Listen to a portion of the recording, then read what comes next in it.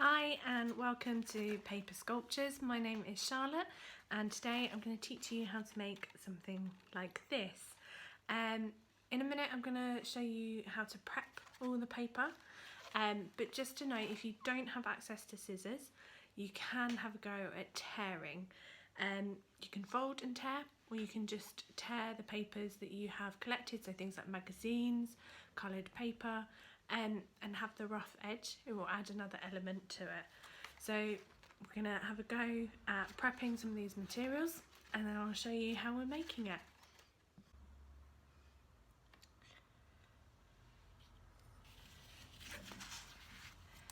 So for material wise, you want some drawing equipment, so a pencil, some coloured pens, anything you can get hold of. What's handy is also a ruler, but something that you can draw a straight edge with is also fine. You also need a good selection of different kinds of paper. You can use magazines, anything really, anything that takes your fancy. So we're going to start out by drawing a couple of lines.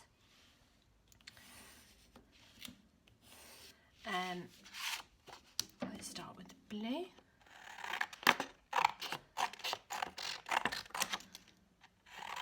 If you want, you can make sure they're all even, but I sometimes quite like the fact there's different sizes. Also looking at some of my cutting skills, that they're a bit wibbly wobbly as well. You might want to take a little bit more time to make them a bit more precise. That's up to you. I'm going to cut a few more strips and some different shapes from these paper, and we'll start with that. So now I've prepped all my materials, I'm going to show you how to make one. I just wanted to show you first quickly though, anytime I make kind of a shape out one of my strips of paper, so whether I'm folding it, bending it, manipulating it in some way, and this also includes the shapes that I use, I just ensure that there's a little tab at each end, just like that, which will help me glue it down onto my final piece of paper. So just make sure each end has one of these tabs, and away we go. So let's see how I get on.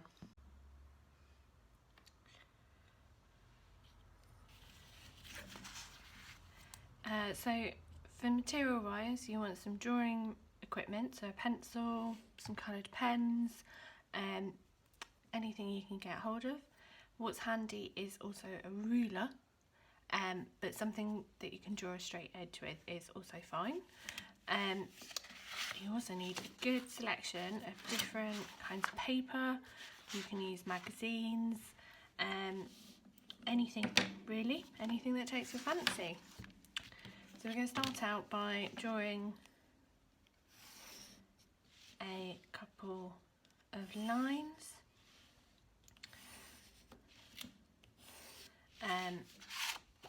Let's start with the blue.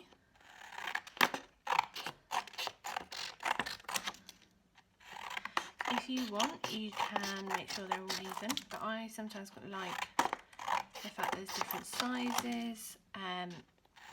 Also looking at some of my cutting skills, that they're a bit wibbly wobbly as well. You might want to take a little bit more time to make them a bit more precise. That's up to you.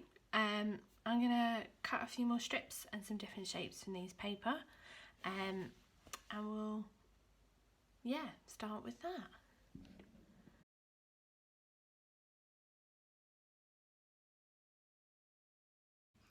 So now I've created my sculpture, it's time to start exploring it. So I'm going to create a viewfinder. Mine I've just done with a folded piece of paper and a pair of scissors, but you can also tear a hole into a piece of paper. Whatever you have available, just make one of these. It's used to take a closer look at your sculpture, so you can get a good idea of what's kind of going on in each element without being distracted by the whole thing. Helps you focus in on drawing an element of your sculpture. So we're going to have a go at that. Let's see how I get on. So what I'm going to do is I'm going to start drawing parts of my paper sculpture that I can spot through my viewfinder. You might want to just take one piece of paper and draw just one view, but in this case I'm going to have a go at drawing 3. So I'm going to map out 3 rectangles,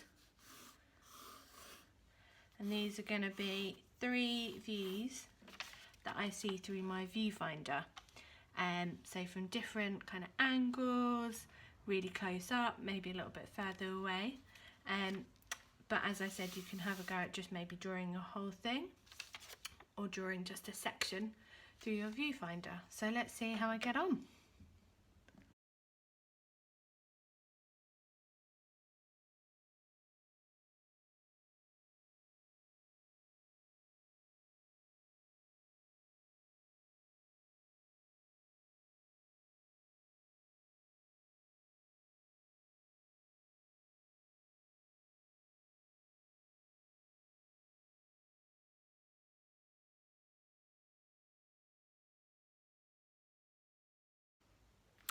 So here's my 3 drawings. As I said before, you could do a whole page, you could do many more. It's just encouraging you to take a closer look at what you've made. Another way to do that though is not through drawing. You could strike up a conversation with someone next to you, or just take some time to look at your work on your own.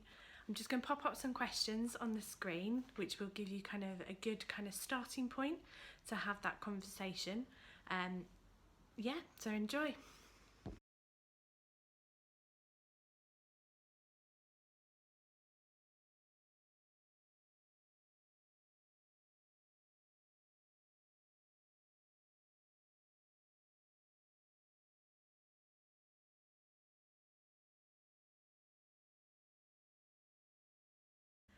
So that's it for me. I just wanted to say thank you for watching. It's been a real pleasure. I'm going to leave you with a couple of examples on other paper sculptures. So hopefully something will really inspire you to start making. Thanks, bye.